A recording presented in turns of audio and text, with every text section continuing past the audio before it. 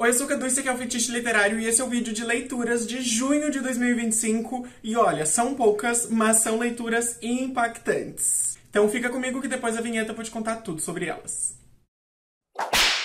Começando por uma série de fantasia, eu concluí a leitura de Fúria do Assassino, que é o terceiro livro da saga do Assassino, da Robin Hobb. A Saga do Assassino é uma das várias sagas que a Robin Hobb escreveu na região que é os Seis Ducados, que é uma região de fantasia que está sendo atacada por inimigos externos ao mesmo tempo que está enfrentando problemas internos ali da política do reino. Nesse contexto a gente conhece o Fitz, que é o filho bastardo do príncipe que se tornará rei. E aí ele tem que enfrentar o dilema de que ele é um herdeiro do trono, mas ao mesmo tempo ele é bastardo. Tem gente que quer que ele assuma, tem gente que não quer que ele assuma. E ele também tem poderes mágicos que não são considerados muito legais nesse reino. Ele acaba se tornando o assassino do rei e a gente acompanha esse trajeto dele de se tornar assassino e de praticar os assassinatos que o rei pede, enquanto ele tenta manter o reino inteiro. Esse terceiro livro tem aí as suas 1000 e poucas páginas na edição física, eu li no Kindle, então não foi aquela coisa de segurar o tijolão, mas é uma conclusão legal pra saga,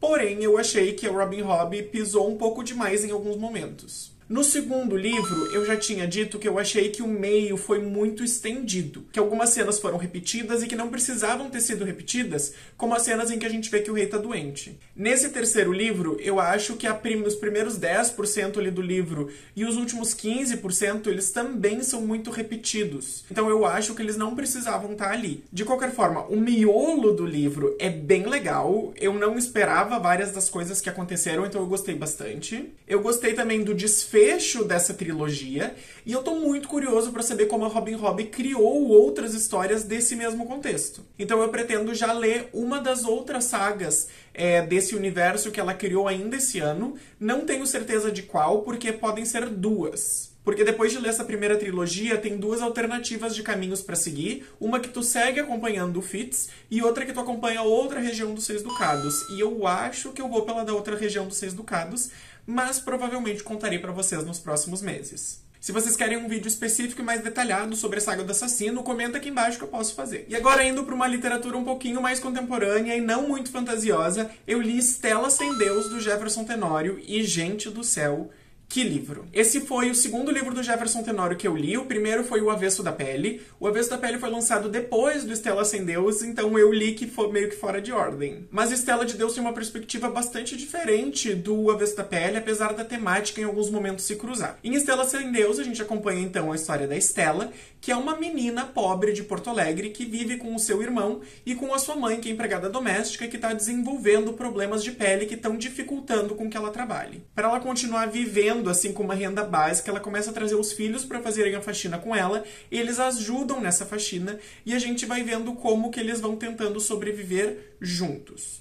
Esse livro, ele mostra, assim, é um rasgão da realidade da década de 90 do Brasil. Ele cita ali o momento em que o Collor está sendo eleito e depois os protestos para a saída do Collor. E ele retrata muitas coisas que eram muito tristes das décadas de 90, especialmente para a população pobre, para a população negra, que continuam sendo. Então é aquela coisa da gente pensar, a gente avançou bastante, porque sim, avançamos, mas ainda tem muita coisa que precisa ser feito. Além disso, ele vai mostrando nesse livro assim, microagressões que vão acontecendo com essas pessoas, com parte dessas populações, e que a gente vai percebendo pelo esse centro da narrativa na Stella, que é uma criança, mas que a gente vai acompanhando depois virando adolescente e depois adulta. A Stella tem o sonho de ser filósofa, e eu acho isso uma parte muito bonita do livro, porque ela disse que quer ser filósofa porque ela leu em algum lugar que filósofo é a pessoa que pensa sobre as coisas.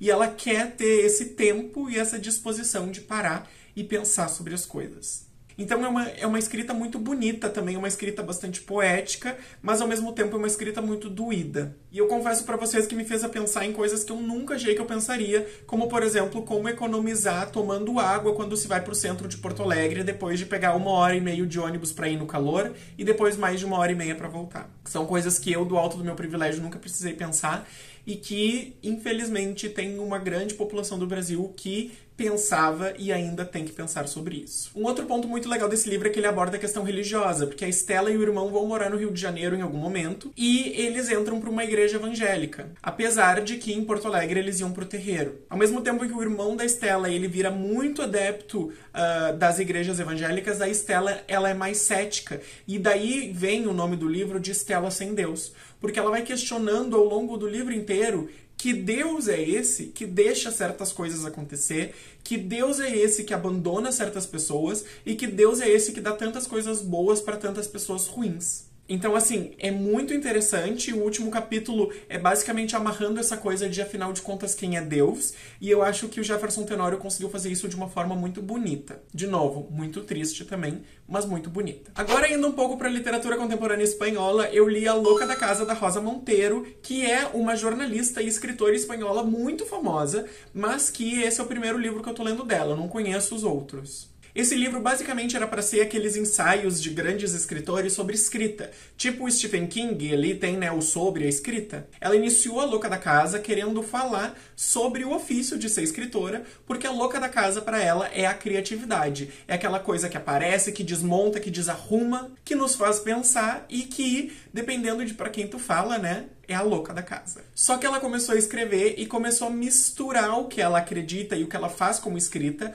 com várias cenas autobiográficas da vida dela, o que, na minha opinião, só deixa o que ela fala sobre o ofício da escrita mais interessante, porque o ofício da escrita ele é diferente para diferentes pessoas, né? E ele varia muito de acordo com a experiência pessoal de cada um. Além disso, ela vai criando ao longo dos livros algumas relações, algumas passagens muito bonitas de ler, com um jogo de palavras interessante e tudo mais, e eu vou fazer um post no Instagram especificamente sobre esse jogo de palavras. Então eu vou fazer assim, citações da Louca da Casa. Você pode acompanhar no Instagram que eu tô usando para divulgar os conteúdos aqui do canal e também as questões de educação que eu estudo no meu doutorado. Eu pretendo fazer esse post ou essa semana ou na semana que vem, então não deixa de seguir para conferir. Um problema que eu tive com o livro é que às vezes ela usa algumas pessoas como recurso narrativo de uma forma que eu não gostei. Então, por exemplo, ela tem um capítulo inteiro dedicado a sobre como ela acha anões impressionantes e ela basicamente conclui o capítulo dizendo que ela também é um pouco anã. Que eu acho que é uma coisa que é um pouco complicada de se dizer hoje em dia, mas, né, dando um desconto, esse livro já foi publicado há alguns anos. E o resto do livro continua sendo bom na maioria das suas partes, apesar desses pontos aí que são um pouco mais complicados. E aí, voltando pro Brasil, eu li uma coletânea de contos chamada O Sol na Cabeça, do Giovanni Martins. E este livro, não sei muito bem o que pensar. O Giovanni Martins, ele é um morador das favelas do Rio de Janeiro, especificamente da favela do Vidigal, e essa coletânea de contos dele expõe a vida de pessoas da favela do Vidigal, no Rio de Janeiro, especialmente no contexto que a gente tem vivido nos últimos 10 anos. Então a gente tem muita coisa falando sobre tráfico, falando sobre a polícia, falando sobre como a polícia atinge especialmente diferentes partes da população, sobre como funciona o tráfico, porque as pessoas entram no tráfico, disputas internas, paixões e amores ali naquele contexto e assim por diante. Minha dificuldade com o livro foi um baque de linguagem, porque muitos dos contos são escritos na linguagem oral, utilizada no dia a dia ali pelas pessoas na favela. E eu senti um estranhamento muito grande no início. E eu não sei se isso, de repente, não era o que eu deveria sentir de fato. Porque do alto do meu privilégio de ser uma pessoa branca, de ser uma pessoa que nunca passou por problemas financeiros, assim, muito grandes, eu não entendo essa realidade. Especialmente na realidade específica da favela do Rio de Janeiro, eu sou gaúcho, né? Então, bem longe. E talvez esse uso de linguagem, que é muito desviante da norma culta que a gente está acostumado a ver nos livros, que para mim foi difícil no início, demorou para engatar, talvez seja para isso que ela sirva mesmo. Talvez para pensar sobre a linguagem que a gente está usando, a linguagem com qual a gente está acostumada, ou então com a linguagem que a gente considera adequada para um livro e perceber a quantidade de linguagens que a gente exclui nesse processo de considerar uma coisa adequada para um livro. Então, nesse sentido, o livro me trouxe bastante reflexões. Eu só achei que alguns contos trouxeram uma temática, uma narrativa meio repetida, então eu teria tirado aí 2, mais ou menos, contos do livro, mas já é um livro pequenininho, então, né, se você gosta de histórias que talvez se repitam um pouquinho, pode ser que você goste mais do que eu. Eu sei que o Giovanni Martins lançou um romance, não um livro de contos, nos últimos anos, e eu talvez vá conferir, quero ver como que ele lidou com essa questão da linguagem nesse novo livro e como que a narrativa foi feita em forma de romance. Bom, eu também li os 2 livros do Universo do Mágico de Oz, que eu me comprometi a ler todos os meses e trazer aqui no canal antes do lançamento de Wicked Parte 2. Então eu li Rin-Tin em Oz e A Princesa Perdida de Oz, de 1916 e de 1917, e já teve vídeo sobre eles aqui no canal, que eu vou deixar linkado aqui em cima, em que eu digo pra vocês que eu acho que eu descobri a origem do Dr. Dillamond, que é a cabra falante de Wicked, tanto do livro quanto do musical. Não vou passar muito tempo falando sobre esses livros, porque eu já falei no outro vídeo, mas eu queria dizer que Rin-Tin em Oz é extremamente divertido, é extremamente irônico. A cabra é um personagem sensacional, porque a cabra é debochada, a cabra é irônica, e o Rin-Tin, que é um rei de Oz, ali de um país próximo de Oz, ele é meio burro.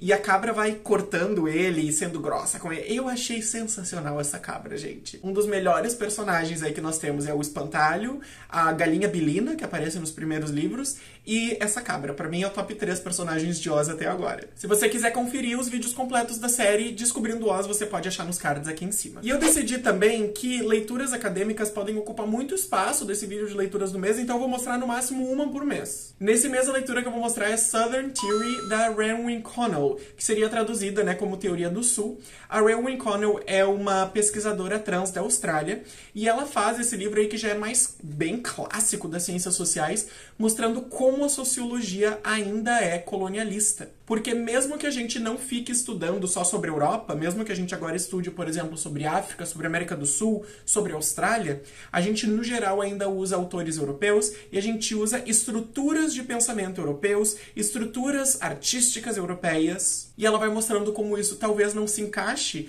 no estudo de povos que não são do norte global, especialmente se a gente está falando de povos originários, de povos autóctones e assim por diante. Então, uma recomendação, se você gosta de leitura pós-colonial aí, você pode gostar muito desse livro da Raewyn Connell. Bom, pessoal, foi esse vídeo. Espero que vocês tenham gostado. Não esquece de dar um like nesse vídeo, deixar um comentário para ajudar no engajamento. Se inscreve no canal se você ainda não é inscrito e não deixe de seguir as redes sociais. Também deixa no comentário pra gente conversar qual foi a sua leitura favorita de junho de 2025. Você indica ela pra mim pros próximos meses? Até o próximo vídeo e tchau, tchau!